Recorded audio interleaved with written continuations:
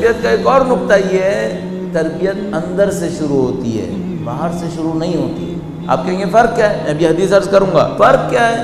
اگر تربیت باہر سے شروع ہو نا تو ممکن ہے کوئی کہے میرے ہاتھ میں نہیں ہے، میں کیسے کروں؟ مثلا مجھ سے کوئی کہے بھائی اپنی اولاد کی تربیت کرو، اچھا اولاد کی تربیت کرو، بھائی میری اولاد میری نہیں سن رہی، میں کیا کروں؟ مولا فرماتے ہیں کہ تم 3 چیزوں کو اپنے اندر صحیح کر لو، خدا تمہاری 3 چیزوں کو صحیح کر لے گا۔ تم اپنے اندر 3 چیزوں کو صحیح کرو، خدا تمہارے لیے 3 چیزوں کو صحیح کر دے گا۔ بس امام نے جو نسخہ دیا ہے وہ 3 پہلو پر ہے، 3 پارٹس ہیں اس کے۔